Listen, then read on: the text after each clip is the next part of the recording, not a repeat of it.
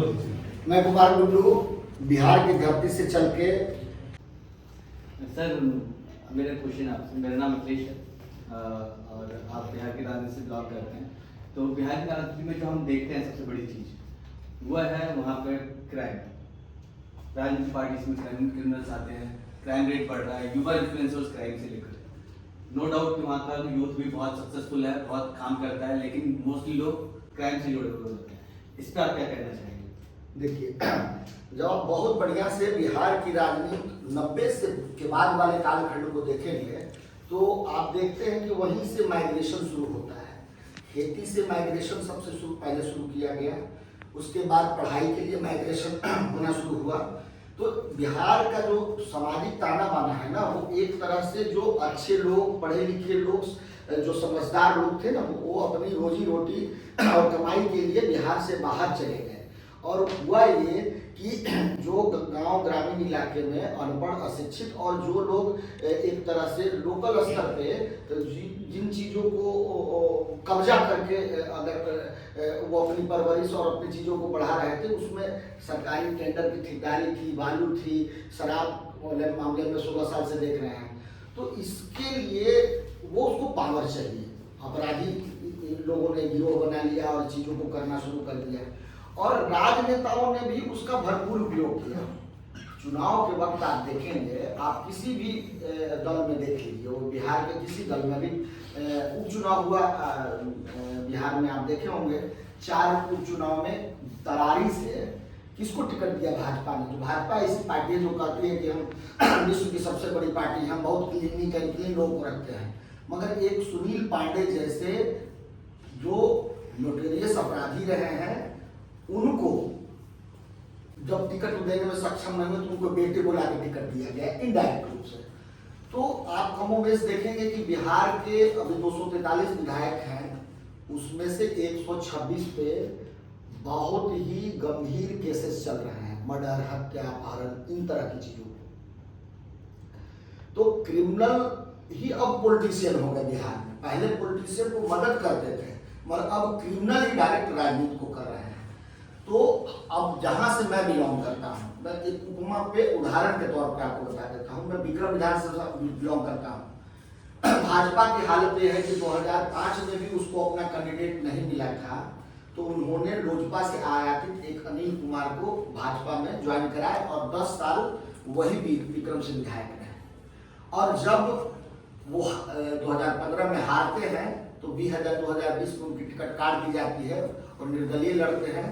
और भाजपा की हालत और गनीमत समझ लीजिए बिहार में कि एक कांग्रेस से जीते हुए विधायक को वो अपनी पार्टी में लाते हैं और अभी भाजपा उन्हीं को शायद टिकट देगी।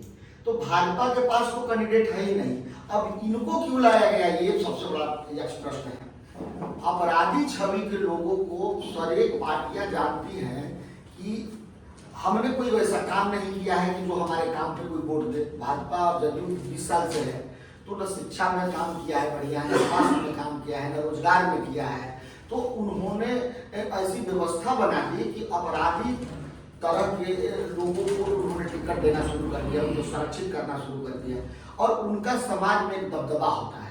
जो जानते हैं जनता कि ये गलत है, ये गलत हो रहा है, रोड बन रहा है, 10 दिन में टूट जा रहा है, पर उनको बोलने की हिम्मत नहीं है।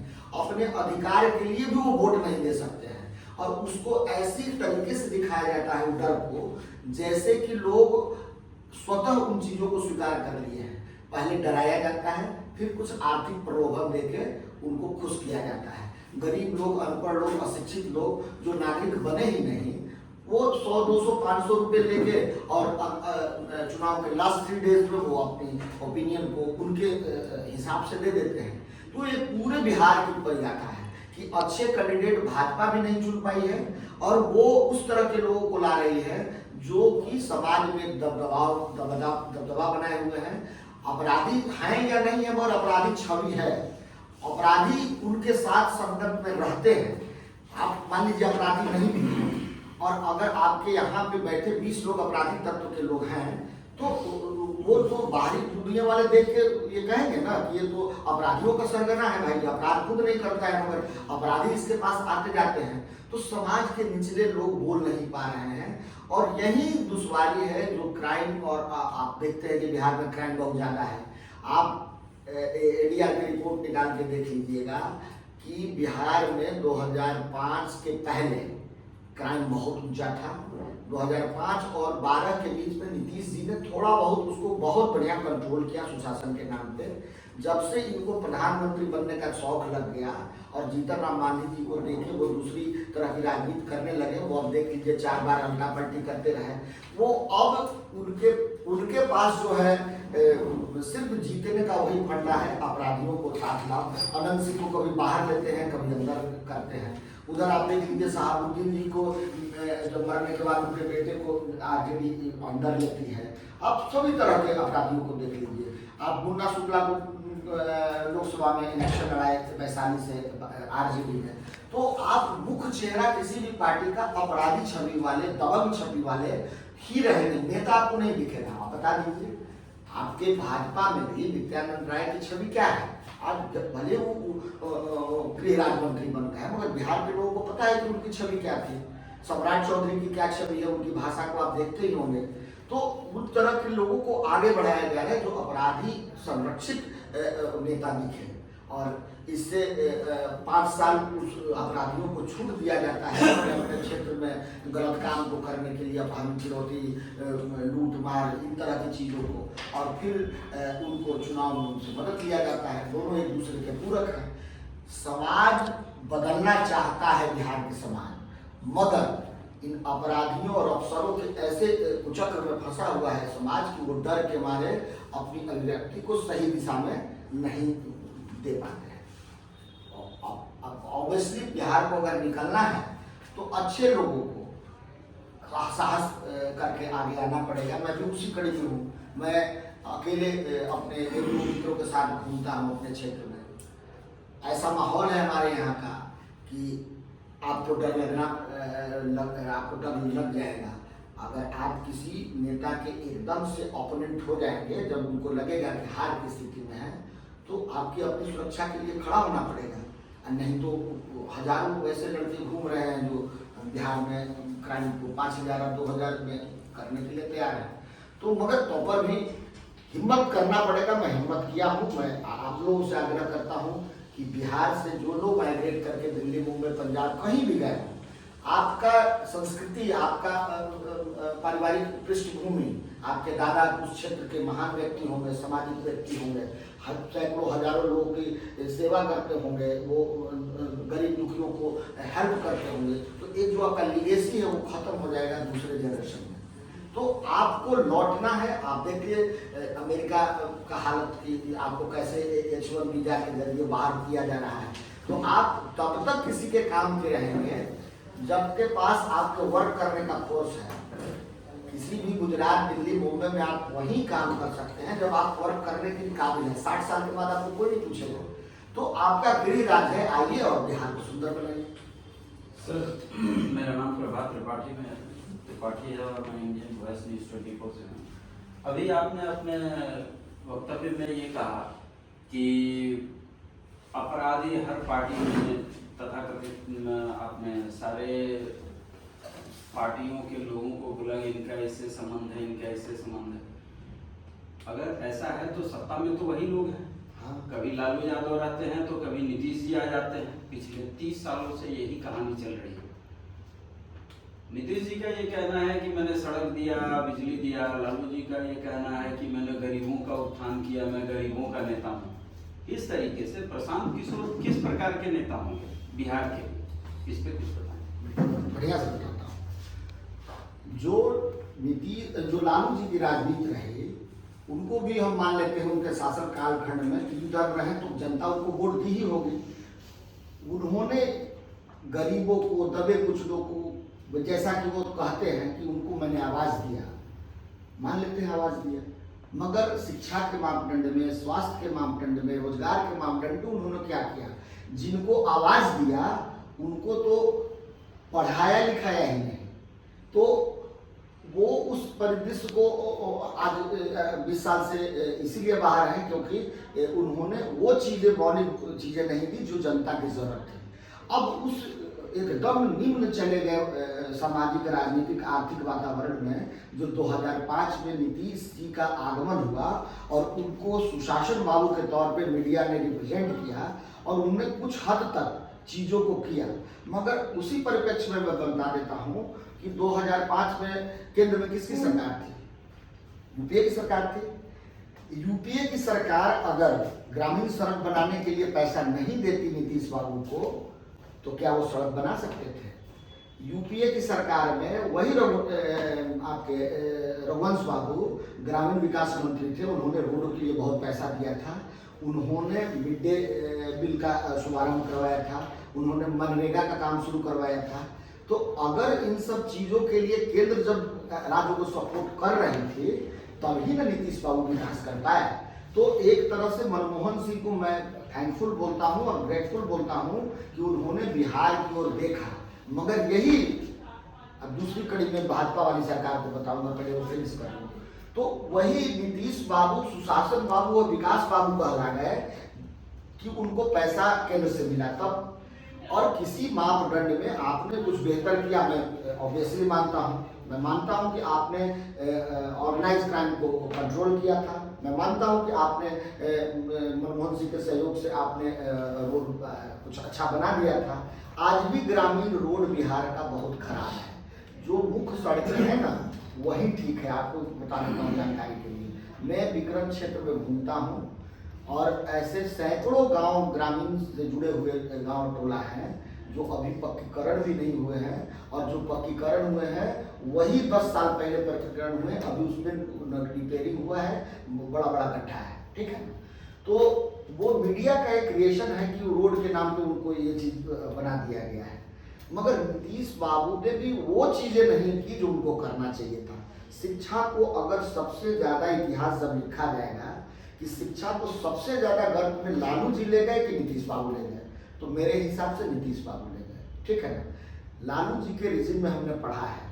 मैं पार्वती हाई स्कूल विक्रम में बहुत बढ़िया हाई स्कूल है, जो कभी हमारे बाप दादाओं ने जमीन देकर 50 एकड़ में स्कूल को बनवाया था, और वो स्कूल जो है वो इतना आज़ादी के कालखंड में इतिहासपूर्ण है कि वहाँ सुभाष चंद्र बोस भी गए थे। उसी स्कूल से पढ़ के मैं यहाँ आपके सामने बोल रहा हूँ। और आज 90 के बाद हम अपने बच्चे को कॉन्वेंट में पढ़ा रहे हैं, मगर वो ये स्किल उनके पास नहीं है जो बढ़िया से अंग्रेजी में हिंदी में बढ़िया से बोल सके, समसामयिक विषयों को समझ सके, राजनीति को समझ सके, जो अपने इतिहास है उसको बढ़िया से समझ सके। तो नीतीश जी ने पढ़ाई को एकदम से खत्म कर दिया। उन्होंने क्या किया कि स्कूल के नाम पे वो खिचड़ी वाले सिस्टम को क्रिएट कर दिया। उन्होंने स्कूल के नाम पे ऐसे शिक्षकों को रखना शुरू कर दिया जिनका मापदंड पढ़ाई था ही नहीं। वो मापदंड था कि 5000 में कौन रहोगे, तो 5000 में जो अनपढ़ है, अशिक्षित है, वही रहेंगे ना। वो लोग अपने गांव के बगल वाले स्कूल में उनको नौकरी मिल जाना था, घर में खेती कर लेना था और 2 घंटे स्कूल चले जाना था। ऐसे टीचर्स को रखा गया। टोला सेवक रखा गया कि बच्चों को घर से ले आइए और इनको स्कूल में लाने। बताइए, हम लोग के ज़माने में बच्चे को लाने की जरूरत पड़ती है क्या? उसके लिए रसोईया और मतलब ऐसे ऐसे चीज़ वोट बैंक के रूप में क्रिएट किया गया। उस स्कूल के माध्यम से उस शिक्षा को बंद कर दिया गया। छात्रवृत्ति देंगे, खिचड़ी देंगे, साइकिल देंगे, पोशाक देंगे, ये देंगे, वो देंगे, मगर शिक्षा नहीं देंगे। जब तक बिल्डिंग बहुत बढ़िया बनी हुई है बिहार में स्कूलों में, टीचर्स नहीं है। तो नीतीश बाबू ने गर्त में ले चल गया पूरे बिहार के शिक्षा व्यवस्था को।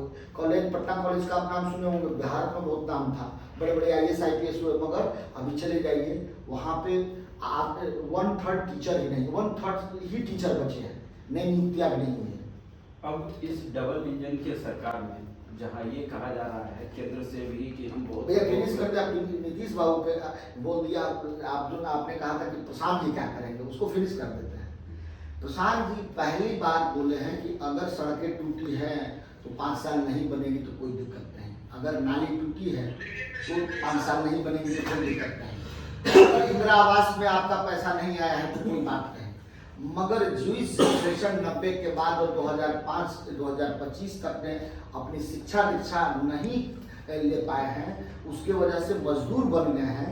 और आगे आने वाले करोड़ों बच्चों को मैं मजदूर नहीं बनने देना चाहता। इसके लिए पहली शर्त रखे शिक्षा को एक उन्नत जो शिक्षा व्यवस्था है दुनिया में चल रही है, उस तरह का चीज़ों को सरकारी तौर पे खड़ा करेंगे। मैं एक दिन में तो नहीं बन जाएगा पूरे बिहार में। उसके लिए एक रास्ता निकाले हैं कि जितने भी कॉन्वेंट और प्राइवेट स्कूल्स हैं उसमें हमारे सरकार आने के बाद बच्चों को मुफ्त एडमिशन, मुफ्त मतलब स्कूल को पैसा दिया जाए वो सरकार देंगे, हम मुफ्त अपना पैसा देके एडमिशन कराएंगे, पोशाक खरीदवाएंगे और उसका ट्यूशन फी भी देंगे। तो वहाँ से जब शिक्षा आना शुरू हो जाएगा उस गरीब, दलित और अनपढ़ और शिक्षित परिवार के यहाँ, जिसको मोदी जी 5 किलो अनाज देके ठग रहे हैं, तो उसका नेक्स्ट जनरेशन अगर 15 साल के बाद पढ़ के खड़ा हो जाएगा, उसको सरकारी जॉब मिले ना मिले, पढ़ जाएगा, तो वो अपनी जिंदगी को बेहतर करने के लिए तो कुछ कर ही लेगा। तो हमारा उद्देश्य है कि एक भी बच्चा जो अभी पैदा लिया है और पढ़ने वाला है, उसको हम लोग पढ़ाई के उस मापदंड दें जो विश्व स्तरीय है, और इसके बाद और चीज किया जाएगा, और सबसे पहले पढ़ाई के लिए जाएगा। एक मिनट और करेंगे सर। आती हो रहे हैं बहुत सारी चीज़ें हम देख रहे हैं, आप उनके तरफ से रिप्रेजेंटेटिव हैं, तो हम पत्रकार लोग तो यही समझते हैं कि प्रशांत किशोर के रिप्रेजेंटेटिव होने का मतलब हमारे सारे सवालों का जवाब आप उनसे संवाद करके देंगे। जनता ये जानना चाहती है, अभी उनका एक सवाल आया था कि जो लोग भी बिहार से बाहर रहते हैं उनको प्रवासी बिहारी कह सकते हैं, अनिवासी बिहारी कह सकते हैं। इन सारे लोगों को उन्होंने आह्वान किया है कि आप बिहार चुनाव में आइए, लोगों के साथ मिलिए, सारी चीज़ें कीजिए। हम जब दिल्ली में ऑलरेडी रह रहे हैं और हम जब वहाँ पे जाते हैं तो मुझसे हमारे ही लोग पूछते हैं कि आपको फिर वापस दिल्ली कब जाना है, मुंबई कब जाना है, न्यू जर्सी कब जाना है, शिकागो कब जाना है। क्या ऐसा कुछ सिस्टम आप बनाएंगे कि हमको ये समझ, आपके यहाँ भू सर्वेक्षण अभी चल रहा है, भू सर्वे का काम चल रहा है, उसमें इतना भ्रष्टाचार पाया गया है कि मैं लैंड एंड रेवेन्यू डिपार्टमेंट के साथ इंस्टाग्राम पे जुड़ा हूँ, वहाँ पे पब्लिक ये कह रही है कि वीडियो का 2500, सीओ का 3000, जमाबंदी वाले का 1000, ऐसा रेट वहाँ फिक्स कर लिया है। ऐसी परिस्थिति में जहाँ खुलेआम भ्रष्टाचार है, वहाँ प्रशांत किशोर जी कैसे लड़ पाएंगे इन लोगों से? सर, हम इतने बड़े नेता और प्रशांत जी के सारी चीज़ों का रिप्रेजेंटेशन करने में सक्षम नहीं है, मगर जितनी मेरी है उस हिसाब से बताने का प्रयास करते हैं। और कृपया एक क्वेश्चन एक ही बार करें, हम कंफ्यूज हो जाते हैं। इसमें आपका 3 क्वेश्चन हो गया। तो पहला क्वेश्चन आपका था कि माइग्रेटेड व्यक्ति को उसके समाज एक्सेप्ट नहीं करते हैं, इसकी व्यवस्था सरकारी स्तर पर या प्रशांत जी क्या करें? मैं इसका समाधान राजनीतिक नहीं है मेरे हिसाब से, इसका समाधान सामाजिक स्तर पे है।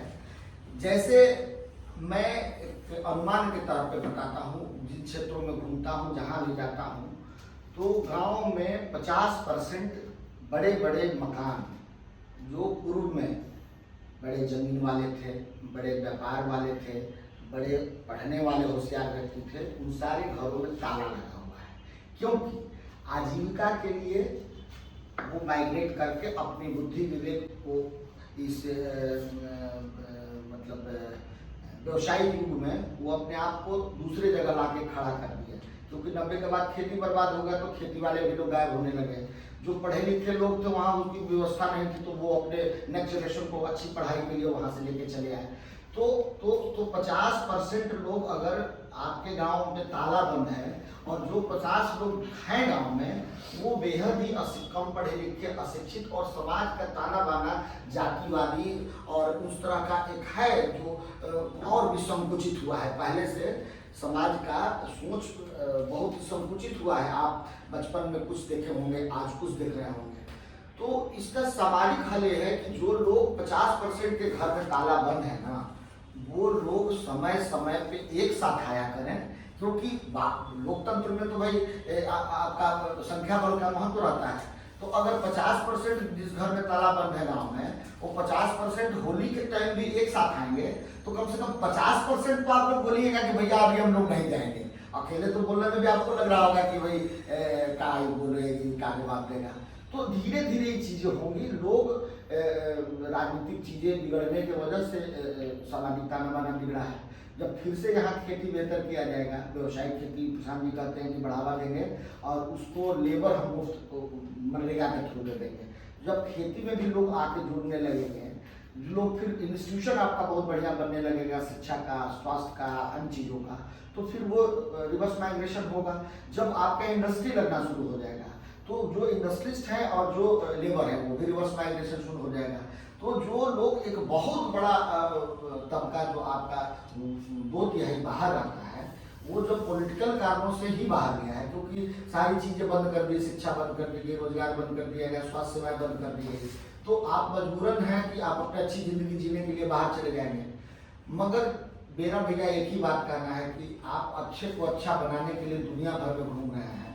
अगर मेरा भाई बेटा बुरा है, मेरा परिवार बुरा है, उस पर नासमझी है, उसको विवेकहीनता आ गई है, तो समझाना तो उसी को है ना, उसी में मेहनत करना है। वो कल आपको अपना माने, ऐसी व्यवस्था बनाइए समाज में कि जैसे आपके दादाजी को लोग मानते थे, आपके फादर को मानते थे, तो आपको भी माने, वैसी चीज़ें आप उनको करना पड़ेगा, तभी बदलेगा। एक दिन में तो बिगड़ा नहीं है, बिगड़ा है 50 साल में, तो सुधार को करेगा 10 साल में, बहुत मेहनत करिएगा। हम लोगों का कर्तव्य बनता है कि अपने लोगों से जुड़े, क्योंकि वो अशिक्षित है, अनपढ़ है, बेहद कमजोर है, लाचार है, आपसे इससे उनको आप जो बहुत बढ़िया गाड़ी से जाते होंगे, बहुत बढ़िया कपड़े पहन के जाते होंगे, बहुत बढ़िया खाना खाते होंगे, इससे है उनको भैया। तो उनको थोड़ा खाना भी खिलाइए, गाड़ी में घुमाइए, भी तभी आप भी सहयोग करिए, देखिए समय बदलेगा, लोग विचार। एक और सवाल था, भूमि सर्वे का भूमि सर्वे काम चल रहा हाँ, है, हाँ। उस पर आपकी क्या है? एकदम आकंठ डूबी हुई है सीओ कार्यालय पूरे बिहार का 534, ठीक है, 534 ब्लॉक है बिहार में, 534। एक भी ऐसा नहीं मिलेगा आपको जिसका रेट तय नहीं है कि इस ब्लॉक में कितना रेट पे जाएगा। हमारे यहाँ का रेट है 50 लाख, ठीक है, और आपको 1000-2000 तो छोड़ दीजिए भैया, मैं खुद इसका गवाह हूँ, क्योंकि जमीन जायदाद से मुझे भी प्रेम है, कुछ भी थोड़ा बहुत होता है, हर साल कुछ ना कुछ खरीदते हैं, व्यापार से कमाया हुआ है तो, और उसी गांव में खरीदते हैं जहाँ मेरा पुश्तैनी है, बाहर नहीं खरीदते हैं भैया। मेरे यहाँ रेट है, कट्ठे पे रेट है। अगर 1 बीघा के कागज आप बनवा के ले जाएंगे ना, तो वो मल्टीपल 4000 गुने 20 जोड़ेगा, 80,000 मांगेगा, ठीक है ना। और आपको कोई दिक्कत नहीं है, क्योंकि हमने जिससे खरीदा उसका भी रजिस्टर 2 में नाम है, उसका भी ऑनलाइन चढ़ा हुआ है, मैं खरीदा, आ जाना चाहिए। मगर ये इतना बड़ा फॉर्मेलिज्म है जो ऑनलाइन करके सरकारों ने लोगों को बेवकूफ़ बनाया है। पहले बताता हूँ, समझा देता हूँ कि कैसे ये जटिलता बढ़ गई। जब से ऑनलाइन नहीं था ना, पहले 1000, 2000, 4000 की भैया का लोग काम करा लेता था और लोगों को तो 4000 देने में दिक्कत नहीं होता था। अब क्या हो गया है कि ऑनलाइन सरकारों ने कहा कि हम अपडेट करते हैं डेटा को।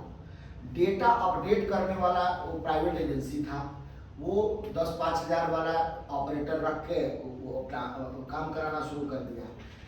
जो रजिस्टर 2 पुराना था और रजिस्टर 1 पुराना है, रजिस्टर 2 ब्लॉक में रहता है, रजिस्टर 1 आपका जिला का निबंधन कार्यालय में रहता है।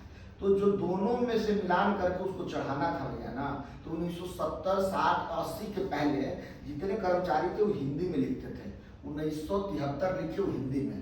अब आज के परिवेश में पढ़ा हुआ जो क्या बोलते हैं ऑपरेटर है, वो 73 को समझ ही नहीं रहा हिंदी वाले को।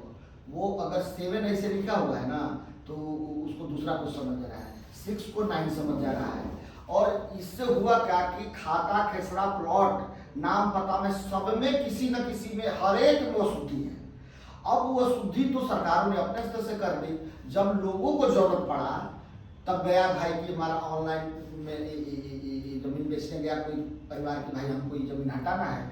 तब वो जमीन खरीदार कहा कि भाई अपना रसीद दीजिए। रसीद में देखा कि भाई ये खाता नंबर आपका नहीं चढ़ा हुआ है, 263 के 269 बने हैं, 69 बने हैं, तो इसको सुधरवाइए। तब आप ब्लॉक जाएंगे, ब्लॉक जाएंगे तो कहेगा कि नहीं से हम इसमें परिमार्जन के लिए देना पड़ेगा। अब परिमार्जन में जाइएगा तो फिर वो कहेगा कि रजिस्टर 2 आपको दिखाएगा नहीं, वो रिकॉर्ड रूम में जमा है। मतलब ऐसा जाल बुन दिया गया है कि आपको इन्फॉर्मेशन कुछ मिलेगा ही नहीं, वो जो कहेगा आपको मानना पड़ेगा। अब स्थिति है कि वो मान लिया 20,000 रुपया तो आपको देना है, 40 बना देना। सर सुनने में यहाँ तक आया है कि पैसे देने के बाद भी काम नहीं हो रहा है और उसके बाद उसका कारण है बेटा, परेशान किया जा रहा है। कारण है तमाम लोग के पूरा सिस्टम कोलैप्स कर गया है। मैं अपने विक्रम ब्लॉक के कहानी समझा दूंगा जो पूरे बिहार के कहानी ब्लॉक से आपको तारतम्य मिलेगा। हमारे 15 साल पहले 20 साल पहले हमारे ब्लॉक में 18 आज भी पंचायत है, 18 पंचायत में 18 कर्मचारी हुआ करते थे। आज के डेट में आपको जान के हैरत होगी कि सिर्फ 3 कर्मचारी हैं। वो 6 पंचायत की जिम्मेवारी उनको दी गई है। अब उनको ताकत ही नहीं है कि 6 पंचायत को डील कर लें, क्योंकि पटना जिला के सबसे नजदीक होने के कारण हमारे यहाँ जमीन का खरीद बिक्री जो आपके नोएडा इस तरह बिकता है ना, हम लोगों के यहाँ प्लॉटिंग हो रहा है, तो जमीन बहुत ज़्यादा तेजी से बिक रहा है। तो चीज़ों को करने के लिए मोटेशन भी बहुत ज़्यादा, मतलब रजिस्ट्री ऑफिस में डेली 1500 रजिस्ट्री हो रहा है, तो 1500 तो ब्लॉक हो जाएगा ना। अब जो आज से 15 साल पहले था वो रजिस्ट्री ऑफिस में डेली 5 को होता था, तो यहाँ पे वर्कलोड बढ़ गया 100 गुना, और आपका जो कर्मचारी की संख्या है वो घट गई। कहाँ से काम हो पाएगा? सीओ साहब कर लेंगे क्या? सीआई रहेगा नहीं, उसका कर्मचारी रहेगा नहीं, तो कहाँ से कर पाएंगे? पूरा सिस्टम करप्ट हो चुका है। आपके अगर किसी कर्मचारी के विरुद्ध में आप आवाज उठाते हैं मीडिया के थ्रू, मैं भी बहुत बार उठाया हूँ, आप लोगों की तरह मीडिया भी मैं भी चलाता हूँ जनसंवाद भी कम करके, क्योंकि हमारी बातें दूसरी मीडिया वाला डालते ही नहीं थे, सोचा कि हम ही यूट्यूब बना लेते हैं, तो उस पर मैं डालता हूँ। सीओ साहब के सीधा कहना था ना कि क्या कर लीजिएगा गुड्डू जी, हमारा DSLR, DM, कमिश्नर, मंत्री सब एक पाइपलाइन के थ्रू काम कर रहे हैं, तो हमारी शिकायत आप कहीं कर लीजिएगा, मेरा कुछ नहीं बिगाड़ पाइएगा। और मैंने पैसा दे के अपना काम कराया। यही हुआ कि एक बड़ी पदाधिकारी से कह के कुछ कम पैसा देना पड़ा। सर बिहार वीरों की धरती मानी गई है, वीरों की धरती वहाँ वीर पैदा लेते हैं, और कहीं ना कहीं आज देश में सैनिकों को जो सम्मान मिल रहा है बिहार सरकार उसको देने में असक्षम है। क्या प्रशांत किशोर जी बहुत सारे पार्टियां जो है युवाओं की बात करते हैं, किसानों की बात करते हैं, क्या प्रशांत किशोर जी सैनिकों की समस्याओं को सामने लाएंगे, सरकार के समक्ष रखेंगे? एकदम। हम तो कहते हैं कि हमारे समक्ष समाज के किसी वर्ग के लोग आए, हम पूरी जब समस्या जानते नहीं, जैसे आप सेना से हैं तो आपको क्या दिक्कतें हैं और बिहार स्टेट लेवल पे इसको हम क्या कर सकते हैं। राजनीति में और लोकतंत्र में 2 ही चीज होती है, एक जो सत्ता में बैठे हैं अगर वो गलत कर रहे हैं तो विपक्ष वाले उसकी आवाज को ऊंचा पहुंचाए, लोगों तक पहुंचाए, सदन तक पहुंचाए, अगर सदन में नहीं है तो सड़क तक पहुंचाए। तो आपकी समस्याएं बिहार लेवल पे जो भी है हमें भी कहेंगे तो उस बात को उठाएंगे। प्रशांत जी सदैव लगे हुए हैं, आप जैसे बहुत लोग जाके मिले हैं और अपनी बात को कहे होंगे, मगर ऐसा कोई उस तरह से अभी मेरा कोई स्टेटमेंट मुझे प्रशांत जी के द्वारा नहीं मिला है कि वो सैनिकों के पूर्व सैनिकों या वर्तमान सैनिकों के समस्याओं पर कोई एड्रेस किए हों, कोई बताया हुआ कोई नहीं।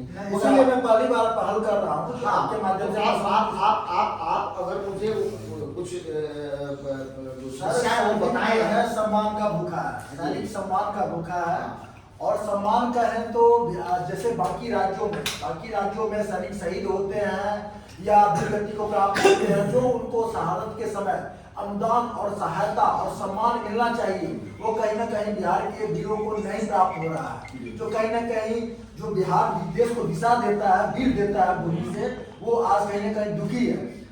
आपका क्वेश्चन को मैं बहुत ज़्यादा गहराई से जानता नहीं, इसलिए बहुत ज़्यादा टिप्पणी नहीं करूँगा। बिहार सरकार कुछ पैसे देती है, कितना देती है मरणोपरांत शहीदों को ये मुझे नहीं पता एग्जैक्ट, मैं पता करूँगा, इस बात को एड्रेस करूँगा। देती है, और सम्मान की जहाँ तक बात है ना, वो सम्मान राजकीय स्तर पे भी सरकार देती है, मगर अब दूसरे स्टेट में किस तरह का होता है हम देखते हैं कि कोई उनका शव शहीद को आया तो सरकारों ने भी और पार्टी अपने स्तर से उनको हर परिवार में चाहिए वो सही का सम्मान होना चाहिए करते हैं। ऐसा तो हमने कभी नहीं देखा कि बिहार की लोग करती और सबसे बहुत ज्यादा यूपी के बाद अगर सैनिक होंगे हमारे समझ से तो बिहार से लोग होंगे। सर बिहार में जैसे आपने अभी सर पूछ रहे थे आपसे, लोग पलायन कर रहे हैं, लोग प्रवास कर रहे हैं रोजगार व्यवसाय के चलते, और जो भूतपूर्व सैनिक आते हैं बिहार में उनको किसी प्रकार का रिजर्वेशन नहीं दिया गया बिहार में, जबकि भारत में हर एक स्टेट दे रखी है। तो इस बात का भी मैं पूरा जानकारी नहीं रखता हूँ, इसलिए इस पर ज़्यादा टिप्पणी नहीं करूँगा। मगर मैं देखा हूँ कि ठीक है नीतीश जी का मैं विरोधी हूँ, मगर एक चीज़ तो नीतीश जी ने किया है ना, कुछ सैनिकों को अपने यहाँ सैप में उन्होंने अच्छी खासी नौकरी दी है। सर आप अगर एक फौजी को जो सीमा पर सहारा देने वाला, सीमा पर अपनी वीरता दिखाने वाले को एक सिक्योरिटी गार्ड के तौर पर सेफ में रखते हैं, इसको उपलब्धि मानते हैं। नहीं तो आप किस तरह से, बैंक में भी मैंने बहुत लोगों को देखा है, मगर हाँ, बैंक तो स्टेट गवर्नमेंट का पॉलिसी नहीं है ना, केंद्र का है, उसका PSU अलग डिपार्टमेंट है, ठीक है। स्टेट गवर्नमेंट की तरफ से नहीं मैं आपकी बात समझ गया और सहमत हूँ। मैं इस बात और इसके लिए आपको अभी नहीं बता रहा हूँ, इसके लिए भूतपूर्व सैनिक संगठनों द्वारा जो ऑल इंडिया लेवल के हैं उनके द्वारा कई बार उनके संज्ञान में दिलाया गया, आधिकारिक तौर पर लेटर लिखा गया, इसकी तरफ हम सौर्य सेना की तरफ से भी हमने कई बार प्रयास किए हैं, और मैं चाहता हूँ इस चुनाव में ये मुद्दा बना करके भी हम पार्टियों के समक्ष रखें। एकदम रखिए, और मैं आग्रह करता हूं कि आप आए पटना 1 महीने 2 महीने में, प्रशांत जी से मैं आपको मिलवाने का व्यवस्था करता हूं, और आप इन चीज़ों को बढ़िया से कहें, क्योंकि वो वही हमारे लीडर हैं, पूरे बिहार में वही बातों को कहेंगे, और जैसे वो कुछ कहते हैं उन्हीं से हम लोग सीखते हैं और उन चीज़ों को हम आगे बढ़ाते हैं। तो जब उनके समक्ष बात रखा जाएगा, और मैं आपके बिहार में भी अगर नहीं आएंगे तो पर भी आपके इस क्वेश्चन को मैं जरूर रखूंगा, किसी एक फौजी के माध्यम से ले जाके, और जरूर इन बातों को कहूँगा कि आप अगर सरकार में आते हैं तो भूतपूर्व सैनिकों के लिए आप सम्मानपूर्ण तरीके से उनको क्या क्या दे सकते हैं। जैसे कि सैप वाला तो एक आपके हिसाब से अपमानजनक चीज़ें हैं, तो इससे बेहतर चीज़ें क्या दी जा सकती है, उनसे मैं जरूर प्रश्न करूंगा, और आपके प्रश्नों का उत्तर मैं जरूर भेजूंगा, जो उनसे बात करूंगा उसका वीडियो बना के। और हम लोग कोशिश करेंगे कि जितनी जानकारी आप मुझे देंगे उसी तरह के नीतियाँ बनाने में मुझे सहयोग भी होगा, ठीक है ना।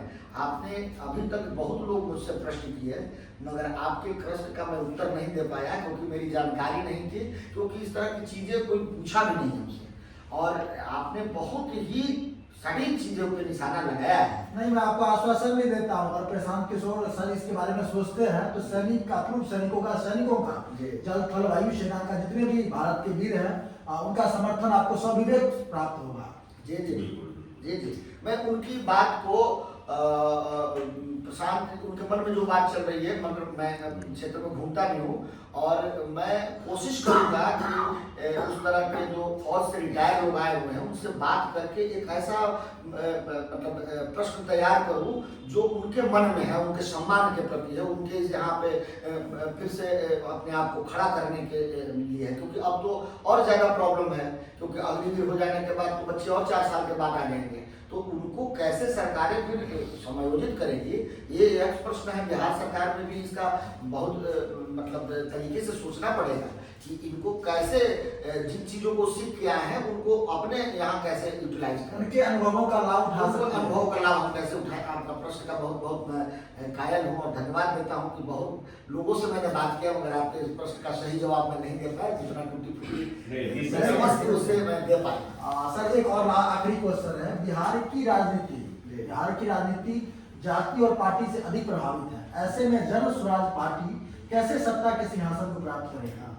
ये एक रास्ता, एक जो रोड मैप प्रसाद जी ने बनाया है, वो आप देखते हो वो वर्गों में विश्वास करते हैं। वो कहते हैं कि युवा वर्ग, वो हर एक जाति में युवा वर्ग है, अशिक्षित है सब जाति का अशिक्षित है, बेरोजगार है तो सब बेरोजगार है, उसी तरह महिला वर्ग कहते हैं, फिर जो है सो कि एक दलित वर्ग कहते हैं, अति पिछड़ा वर्ग कहते हैं, अल्पसंख्यक वर्ग कहते हैं।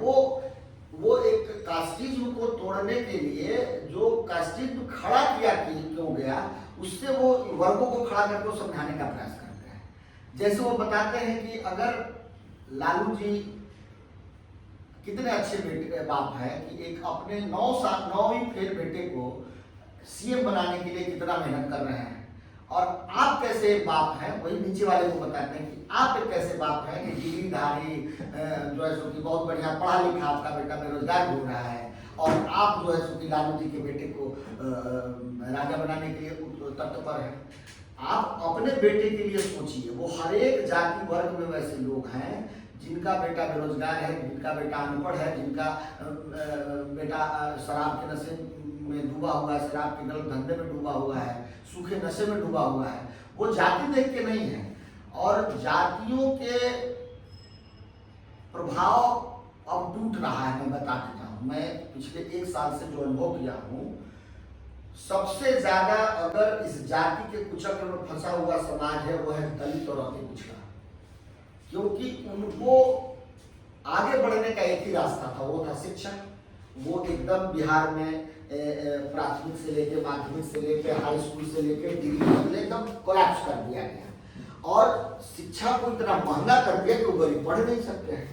तो उनकी जरूरत है प्रशांत किशोर जैसे लीडर की, जो उनके बच्चे को पढ़ाने की बात कर रहे हैं। सर, आप जाति के बारे में कह रहे हैं कि बिहार जाति पाति से उठ गया है। नहीं, ये नहीं कर रहे हैं। वो धीरे धीरे अपनी जरूरतों को व्यवसायिक युग में नए वर्ग के जो लड़के हैं, जिन्होंने लालू जी के जंगल राज को नहीं देखा है, वो सुनिए ना, जो नहीं देखा है उसको आप कितनों पढ़ाइए ना कि जंगल राज ऐसा था वैसा था वैसा था, तो वो अभी देखेगा कि उसको आईफोन खरीदना है, उसको जो है उसकी बढ़िया जॉब चाहिए, उसको बढ़िया पढ़ने की व्यवस्था होनी चाहिए। तो वो इन चीजों को कौन खड़ा कर रहा है, वो देख रहा है। लालू जी ने अपनी राजनीति की शुरुआत करी जिसमें उन्होंने कहा कि MOI मेरे साथ, यानी मुस्लिम और यादव। अभी बिहार दिवस के मौके पर मैं कॉन्स्टिट्यूशन क्लब में था, जहां आपके बिहार से आने वाले चिराग पासवान जी जो केंद्र में मंत्री हैं, उन्होंने कहा मेरे पास भी MOI है। हाँ, उसका नाम है महिला और यूथ। तो ये दोनों नेताओं के वक्तव्य सुनने के बाद मुझे ऐसा लग रहा है कि आज भी वहाँ के नेता जाति पाति से ऊपर नहीं उठे। जो पिछले 35 सालों से जातिवादी राजनीति को करते हुए अपने आप को आगे बढ़ा रहे हैं, वो तो यही बोलेंगे ना। आप देख लीजिए, आप बहुत बढ़िया, आप लोग समझदार पत्रकार जगत से आते हैं और अच्छे समझदार लोग हैं। बिहार में ही भाजपा 5 पार्टियों के साथ है, पूरी भारत में और कहीं किसी पार्टी के साथ है वो 5 पार्टियों के साथ। छठे का इंतजार हो रहा है। क्यों? क्योंकि राजनीति को भाजपा पूरी भारत में बदल दी, मगर बिहार में भी अभी भाजपा उसी लेवल पे है जहां पर उसको चिराग जी जैसे, जीतनराम मांझी जी जैसे, उपेंद्र कुशवाहा जी जैसे और नीतीश जी जैसे अति जातिवादी व्यक्ति की जरूरत है, उनके पीछे खड़े निगरानी की जरूरत है। क्योंकि जब मनसा आपको सुधार करने का न हो, सिर्फ आपसे कुछ लेने का मनसा मेरा हो, तो मैं तो चाहूंगा कि जो आपके पास से पॉकेट से निकाल लूं, आपको मैं देने का काम कर रहा हूं। तो भाजपा को चाहिए उनको 30 को सांसद, और 30 को सांसद को ट्रेन पर ट्रेन ले ही रहे हैं। आप 2014 से देख लीजिए, 2019 में देख लीजिए, 2024 में देख लीजिए, मगर वही 15 साल से शासन करने वाली सरकार बिहार में न शिक्षा को खड़ा कर पाई नए तरीके से। क्या बिहार में केंद्रीय विद्यालय और अधिक मात्रा में नहीं खोले जा सकते थे? क्या बिहार में और भी बड़े हॉस्पिटल्स की स्थापना नहीं की जा सकती थी? क्या बिहार में सिंगल विंडो बना के इंडस्ट्रियलाइजेशन को बढ़ावा नहीं दिया जा सकता था? जहाँ तक बात करते हैं ये लोग जमीन की, यहाँ बहुत जमीन उपजाऊ है, मगर बिहार में ऐसे बहुत से सारे जमीन है कुछ जिलों में जहाँ बंजर है, इंडस्ट्रियलाइजेशन की जरूरत है। शेर घाटी वाले जगह में चले जाइए, पूरा जमीन बंजर है। आप चकाई वाले चले जाइए, चिराग जी के ही क्षेत्र में जो पहले जमुई था वहाँ चले जाइए, बहुत जमीनें हैं। तो मनसा नहीं है लोगों का, क्योंकि एक दुष्चक्र गढ़ा गया है दुनिया को लेबर देने का, भारत में लेबर देने का। यहाँ के लोग क्रियाशील हैं, मेहनती हैं, कम पैसे में काम करते हैं। सर, माननीय मंत्री जी के ही मुंह से मैंने सुना, उन्होंने कहा बिहार दिवस के मौके पर जब दिल्ली में सारे लोग इकट्ठे हुए थे, तो उन्होंने कहा कि आप बिहार जाएंगे तो वहाँ ब्राह्मण मिल जाएगा, बिहार जाएंगे तो वहाँ ठाकुर मिल जाएगा, बिहार जाएंगे तो वहाँ यादव मिलेगा, बिहार जाएंगे तो वहाँ मुसलमान मिलेगा, मगर आप जब बिहार जाएंगे तो कहीं बिहारी नहीं मिलेगा। एकदम सही बात। एकदम सही बात, यही इस पे प्रशांत जी क्या से प्रशांत जी इसीलिए तो नारा लगवाते हैं जय बिहार जय जय बिहार। देखिए ये स्वाभिमान को खड़ा करने के लिए जय बिहार जय जय बिहार नारा लगवाते हैं हर एक कार्यक्रम में। जय बिहार, आप बोलो जय जय बिहार। वो कहते हैं कि आप जब अपनी गरिमा को खुद नहीं खड़ा कर पाओगे तो दूसरा कहाँ से खड़ा कर पाएगा। आप बिहार के लिए खुद तो खड़े हो, पहले अपने तो खड़े हो, अपने ही नहीं खड़े हो पा रहे हैं तो कहाँ से उन चीज़ों को आगे बढ़ा सकते हैं। थोड़ा भटक गए, आप फिर से बताइए क्या बोले थे। उन्होंने कहा था कि आप जब भी बिहार जाएंगे तो बिहार में हाँ आपको ब्राह्मण मिलेगा। हाँ समझ ये एक, देखिए हर चीज तो राजनीति से ही संचालित हो रही है। आपका व्यवसाय, आपका नौकरी, आपका व्यापार, सारा चीज राजनीति से लेके आपका सामाजिक परिवेश सब राजनीति से प्रभावित है। जिन दलों को ये मौका मिला है कि बगैर कार्यकर्ता बनाए, बगैर कोई संगठन बनाए, बगैर संगठन का कोई कार्यक्रम बैठक कराए के बगैर अगर जातिवादी चीजों को कूट में डालते हैं और उनसे उनकी दुकानदारी चल जा रही है तो क्यों उन चीजों को आगे बढ़ाएंगे वो। तो उसी तरह से यहाँ पे वो दिन रात क्यों करते हैं कि जीतन राम मांझी देखिए, जो है कि भाजपा ने कहते हैं कि जीतन राम मांझी देखिए मुसहर जाति से हैं, ये चिराग जी पासवान जाति से हैं, तो वो दिमाग में घुसाया जाता है। मीडिया आज दिन रात, अगर टीवी मीडिया में जो गांव में लोग रहते हैं वो हमसे डिबेट करते मिल जाते हैं, वक्त बोर्ड में आपका नेता टोपी पहन लिया है, उनको ये पता है कि हमारा नेता टोपी पहन लिया, वक्त बोर्ड क्या है उसको नहीं पता है। मगर टीवी से उनके दिमाग को इतना मतलब जहरीला बना दिया है कि जाति, धर्म, पाकिस्तान, वक्त बोर्ड, इन सारी चीज़ों को जानकारी है, पर उनके घर में उनके बच्चे के पढ़ने की व्यवस्था नहीं है, उनके बच्चे बेरोजगार पड़े हैं, उनके बच्चे नशेड़ी हो गए, शराबबंदी के नाम पे कुछ चक्र में उनके बच्चे स्मैकियर हो गए, उनको ये समझ नहीं है। वो जब नेता बढ़ा रहे हैं तो अगर नीचे वाले लोग हैं जो नासमझ है, अशिक्षित है, वो तो जातिवाद के उस फेर में जाएंगे ही। और वो जो आपका कहना है कि वो बटे हुए आपको बिहारी मिलेंगे, बिहारी गायब कौन हो जाता है, जात ऊपर हो जाता है। सर मेरा नाम विष्णु है, मैं आपसे एक सवाल करना चाह रहा था। बात हो रही है आने वाले बिहार चुनाव की। बिहार चुनाव में अगर बात करें तो हम विक्रम विधानसभा की बात कर रहे हैं, जिससे आप जोर आजमाइश करते हैं जन स्वराज के लिए। तो मेरा आपसे ये प्रश्न था कि पूर्व में अगर मैं बात करूं विक्रम विधानसभा की, तो आपके कुछ निजी कार्य जो आपने महिलाओं के लिए, बुजुर्गों के लिए या वहाँ के बच्चों के लिए किए, चाहे वो शिक्षा से हो या वो चिकित्सा से हो या वो बात करें परिवहन से, तो उसके बारे में थोड़ा प्रकाश डालें, क्योंकि मेरे सम्मानित साथी जो है वो काफी अच्छे प्रश्न आपसे किए, लेकिन जो निजी कार्य है उस पर बात नहीं होगा। तो आखिर में मेरा सवाल आपसे यही होगा कि आप अपने निजी कार्य के बारे में एकदम ये आपको जानने का अधिकार है, और मुझे लोगों को बताने की हमारी भी मंशा है कि मैं राजनीति से पहले क्या करता था, हमारा बैकग्राउंड क्या है। तो मैं बता दूं, हम एक ग्रामीण किसान परिवार से आते थे और हमारे पिताजी नॉन मैट्रिक व्यक्ति थे, मगर बहुत ही बड़े सामाजिक व्यक्ति थे और उनका समाज में एक बहुत बड़ा कद था। वो अपने परिवार के भरण पोषण के लिए खेती के बाद उन्होंने दूध का व्यापार शुरू किया, उसके बाद उन्होंने भट्टे का व्यापार होता है उसको शुरू किया 83 में, और अपनी मतलब क्या बोलते हैं, अपने सामाजिक जीवन को और एलोबरेट बढ़ा के गांव से निकल के बाजार तक पहुंचे। और ऐसा कुछ घटनाक्रम हुआ कि उनको उस पटना जिला ग्रामीण में उस घटने के बाद उनको सब लोग और ज़्यादा जानने लगे। और मेरे पिताजी कभी राजनीतिक व्यक्ति नहीं थे, अगर राजनीति करते वो विधायक कभी हो जाते, ठीक है ना। मगर उनको एक छोटी सी घटना बताता हूँ कि एक हमारे यहाँ व्यापार मंडल होता है, सहकारिता का आप लोग जानते हो। उस व्यापार मंडल पे एक ही परिवार का कब्जा था आज़ादी के बाद से, और 2006 में इलेक्शन होना था। हमारे बाबूजी के कुछ लोगों ने आके कहा कि अरविंद बाबू आप ही इसको हटा सकते हैं, आप लड़िएगा ना तो इसको आप हरा सकते हैं। बाबूजी हमसे कहे, हम उस समय नए नए व्यापार में आए थे, तो हम बाबूजी कहे कि सब पटना में नहीं पढ़ना है, बाबूजी लोग चाह रहा है किसी तरह फंसा दे। मगर बाबूजी स्वाभिमानी व्यक्ति थे और लोगों के समाज के लिए वो अपने आप को झोंकना उचित समझते थे, तो कहे कि नहीं लड़ेंगे। और वो चुनाव मैं बताऊं कि बहुत बढ़िया से हम लोग जीते और उसमें मेरा भी योगदान नवयुवकों को साथ लेने का बहुत रहा। और 2006 से 2011 तक वो व्यापार मंडल के अध्यक्ष रहे।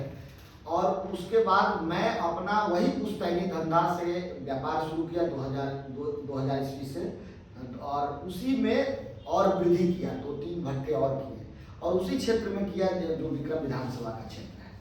एक भट्टे में इनडायरेक्ट तौर पे और डायरेक्ट तौर पे 1000-2000 आदमी जरूर आपसे जुड़े होते हैं, और वो गरीब लोग रहते हैं, पिछले अति पिछड़े दलित।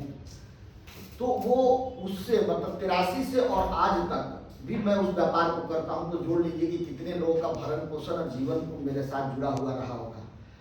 उसके बाद मैं पेट्रोल पंप भी चलाता हूं, तो उससे भी सामाजिक सरोकार उसी क्षेत्र में है, जिससे बहुत लोगों का, मुझे अमीर से लेकर गरीब तक, एक किसान को अगर 5 लीटर डीजल नहीं है और ट्रैक्टर चलाने की जरूरत है तो मेरे यहाँ आ जाएगा, तो लौट के नहीं जाएगा, ठीक है ना। उस इलाके में लोग जानते हैं। तो ये पिताजी से संस्कार में मुझे मिला कि लोगों की सेवा करते रहो।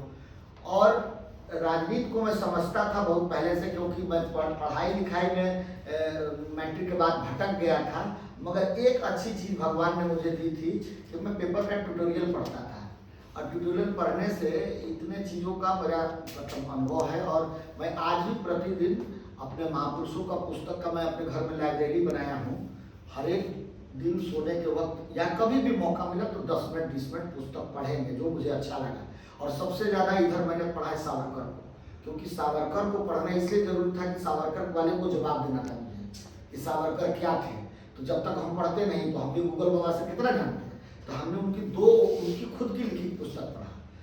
तो प्रशांत जी के बिहार में आने के बाद लगा, जब प्रशांत जी की टीम पहली बार मुझसे पूछी कि आप राजनीति में आना चाहते हैं, चुनाव लड़ना चाहते हैं, तो पहला मेरा यही था कि अगर प्रशांत जी बिहार के लोगों के मन को बदल देंगे, मतलब परिवेश बदल जाएगा, अच्छे लोग राजनीति में इंटर करने लगेंगे, अच्छे लोगों को लोग वोट देने लगेंगे, अच्छे लोगों को लोग घुमाने लगेंगे। अब डर इतना है अपराधियों का कि आपको चाहता है वो बरसाते घूम नहीं सकता, क्योंकि वो बेचारा गरीब है, दलित है, और उसी गांव के कुछ दबंग लोग जिनके पास जमीन है, जिनके पास व्यापार है, उसी के यहाँ नौकरी काम करता है।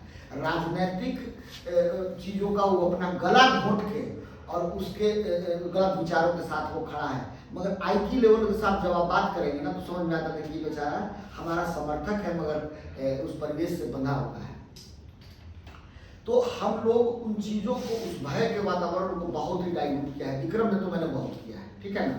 और अब जब हम 1.5 साल पहले फेसबुक पे कोई चीज़ डालते थे तो उस पर कमेंट नहीं आता था, लाइक भी डल नहीं करता था, मगर अभी जो है ना हजारों की संख्या में लोग बोलते हैं। और उनको मैंने शिक्षा दिया, प्रतिदिन मैं कोई न कोई विक्रम से जुड़े हुए मुद्दे को खड़ा करके स्पीच देता हूं और उन चीज़ों का एनालिसिस करके लोगों को समझाने का प्रयास किया हूँ कि आपके यहाँ ये नहीं है भाई। अभी तत्काल हमारे यहाँ बिहार प्रगति यात्रा हुआ, आप सुने होंगे, मुख्यमंत्री जी हमारे पूरे बिहार के 38 जिला में गए। हमारे जिला में सबसे लास्ट है, वहाँ पे 1400 करोड़ की उन्होंने योजना का नींव रखा। हमारे पटना पश्चिम को वो एक अलग भूभाग में देखते हैं। पटना 3 भाग में पटना को राजनीतिक और सामाजिक रूप में देखा जाता है। पटना महानगर, पटना पूर्वी जो फतुहा और बाढ़ वाला मोकामा इलाका है, और पटना पश्चिमी में दानापुर, मनेर, विक्रम, पालीगंज, मसौढ़ी और फुलवाड़ी से। तो 1400 करोड़ रुपया में सबसे ज़्यादा पैसा मिला, लगभग 500 करोड़ दानापुर को, बीटा मनेर को मिला 300 करोड़, मसौढ़ी को मिला 200 करोड़, जिसमें 100 करोड़ का वो बहुत बड़ा खेल का स्टेडियम और हर एक खेलों से जुड़ा हुआ एक यूनिवर्सिटी बनाने की व्यवस्था की गई। मगर वही विक्रम को सिर्फ 35 लाख रुपया का एक अंचल कार्यालय का मिला गिफ्ट, और वो भी जो हमारे यहाँ पहले से रजिस्ट्री ऑफिस विद्यमान था भैया, उसका आधा भाग पालीगंज को दे दिया गया।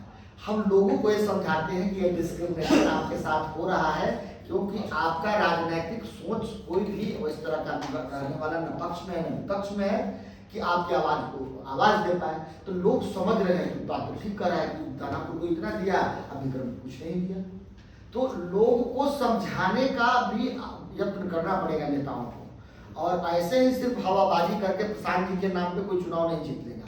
जब तक अभी देख लीजिए, आज ही मैं कहते जा रहा हूँ, जो हमारे जैसे लोग ग्रास रूट पे 1.5-2 साल से पब्लिक से कनेक्ट किए, उनकी शादी ब्याह मरनी जीनी कुछ भी फंक्शन हो, चैता कार्यक्रम हो जाए या चाहे होली हो जाए, चाहे जग हो जाए, चाहे प्रवचन हो जाए, चाहे हो दशहरा दिवाली छठ में वो लड़का सब मूर्ति बैठाता है, मतलब आप जुड़ने के हर एक प्रयोजन को अगर जब तक आप नहीं करेंगे ना आपको चीज़ों की समझ होगी, ग्रामीण परिवेश में कमियां क्या हैं, आपको अगर सदन चल भी जाए तो अब करना क्या है, आपको घूम के ही वो पता कर मिल जाएगा और आप लोग से जुड़ जाएंगे। प्रशांत जी जो कर रहे हैं वो अपने लेवल पे कर रहे हैं, मगर प्रशांत जी के जो हर एक विधानसभा में जो कार्य करता है, जिनको लगता है कि जन स्वराज को सरकार में आनी चाहिए, तो उनको दिलदार मेहनत से मेहनत करना पड़ेगा, वर्षों बरस करना पड़ेगा। एक दिन में ही जो काई लगा हुआ है, एक दिन में जो बढ़िया देखते हैं ना, कल पे काई लग जाता है तो कतनों एसिड डालते हैं तो एक बार में नहीं छूटता है, 2-3 बार मारना पड़ता है। और उसी बिहार में राजनीतिक तौर पे, दिमागी तौर पे वो काई जमा हुआ है, जाति का, पार्टी का, धर्म का, उसको धीरे धीरे प्रशांत जी एसिड डाल रहे हैं। प्रशांत जी जितना एसिड डालेंगे उससे ज़्यादा हम लोग पब्लिक टू पब्लिक होकर एसिड डालेंगे, वो ज़्यादा काम करेगा। इसलिए 2 क्वेश्चन है हमारा, एक आपके पार्टी से और एक आपसे। आपके क्वेश्चन जी, मैंने सुन रखा है प्रशांत किशोर सर जो है बड़े बड़े राजनीतिक पार्टियों को और बड़े बड़े लोगों को राजनीति के सिंहासन तक पहुंचाया है।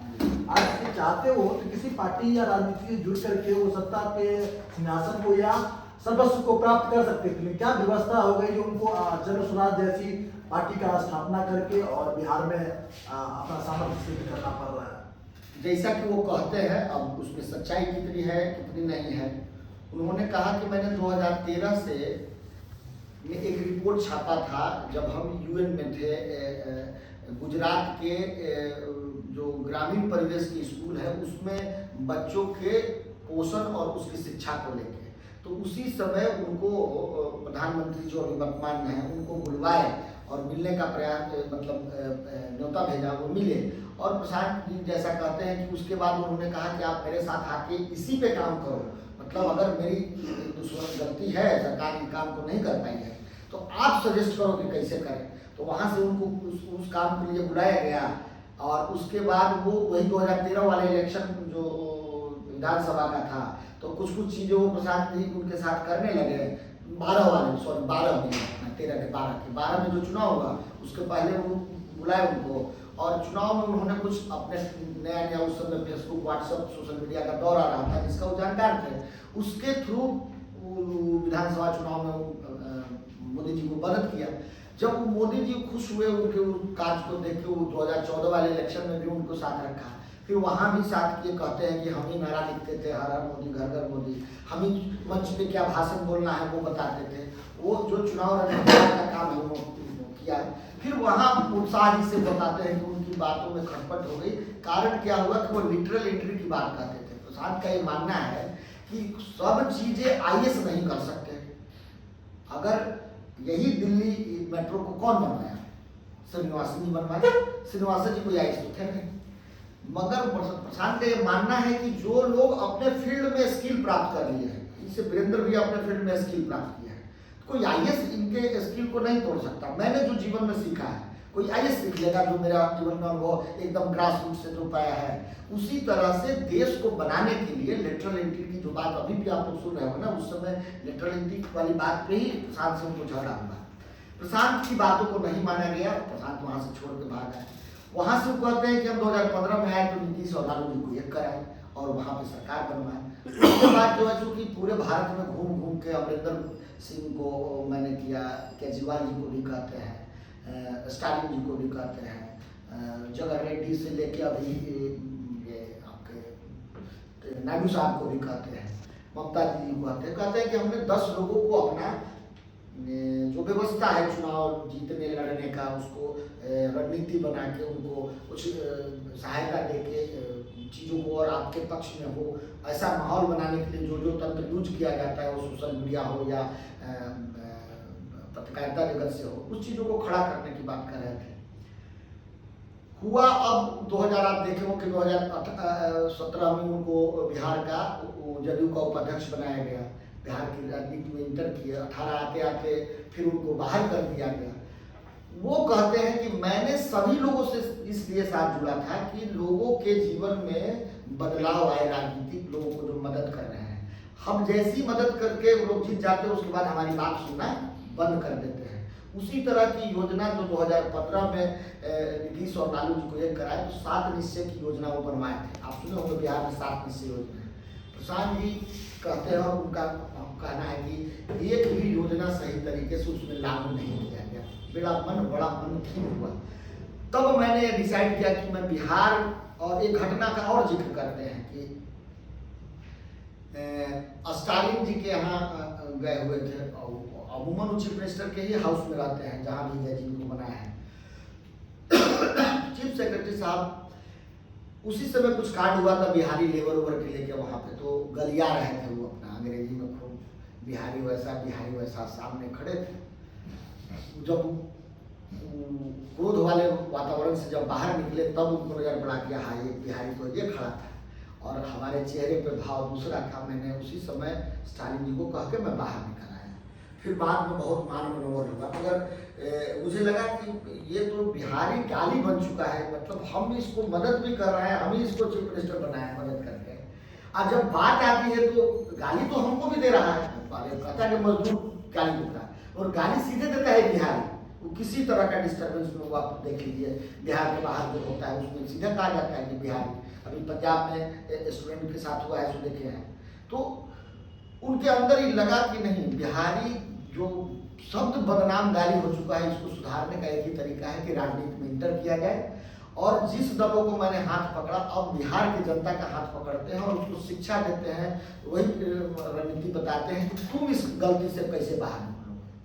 और जो बिहार से बाहर गए हैं उनको भी फिर पुनः स्थापित करने की व्यवस्था यहाँ खड़ी की जाए, उनका भी यहाँ योगदान हो, उनसे भी सहायता लिया जाए। उनसे आग्रह है कि वो अपनी धन संपत्ति बुद्धि सब लगाए यहाँ।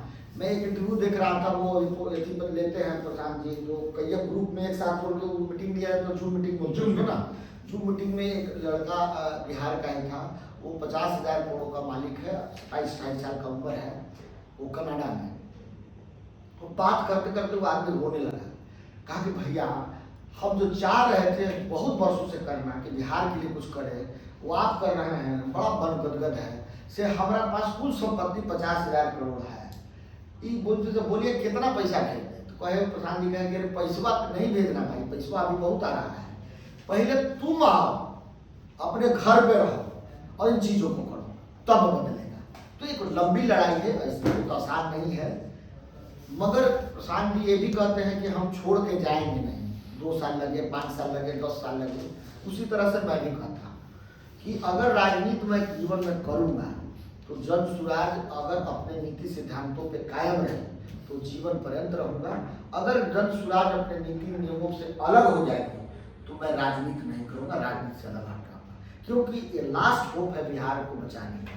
न 50 साल पहले कभी इस तरह का कोई किया गया है, पूरे तन मन शुद्धता से। कौन आदमी इतना बड़ा जो चार्टर्ड प्लेन से चलता हो, चीफ मिनिस्टर के हाउस में रहता हो, वो गांव टेंट में रहते 2 साल से रहा हो, आज भी गंगा किनारे मरीन ड्राइव के बगल में एक टेंट बना के गांधी सत्याग्रह आश्रम बना के वहाँ पे हजारों लोग से मीटिंग करना, लोगों को समझाना, लोगों को अलग अलग टास्क देना, ये कौन काम कर रहा है? अगर चीफ मिनिस्टर बनना होता, मंत्री बनना होता तो किसी भी दल में जाकर बन लेते। चीफ मिनिस्टर तो नहीं बनते, मगर मंत्री तो कभी बन जा सकते थे। तो आदमी 2 ही चीज के लिए जीवन में कोई काम करता है, एक पैसा, एक सॉल्व, और प्रशांत के पास दोनों है। तो उस तीसरे चीज के लिए जो कर रहे हैं, जो अभी तक 50 सालों में कोई नहीं किया है। गांधी जी ने जिस तरह से चीजों को एक बड़े लेवल पे ले गए थे, वो मॉडर्न तरीके से प्रशांत जी कर रहे हैं। नहीं तो आप देख लीजिए किसी भी दल को, किसी भी नेता को, कि वो उस अंतिम व्यक्ति के जीवन स्तर को सुधारने के लिए कभी बोल रहा है। वही बोल रहा है कि चिराग पासवान जाति से हैं तो सारा पासवान चिराग जी को बना दीजिए। लालू जी बोल रहे हैं कि भैया हमको बना दीजिए अपने लड़कों। कहाँ कह रहे हैं कि यादव समाज से कोई बहुत पढ़ा लिखा होशियार व्यक्ति हो, उसको हम चीफ मिनिस्टर छोड़ दीजिए, वो चीफ मिनिस्टर बनाते हैं।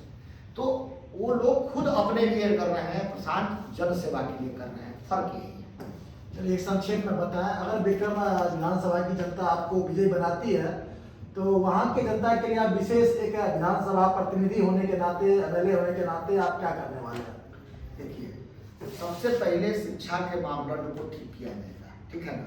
जैसा कि प्रशांत कहते हैं कि अगर हम सरकार में आते हैं तो 5 साल में, हर एक साल में 50, बिहार का बजट है शिक्षा का 60,000 करोड़ रुपया।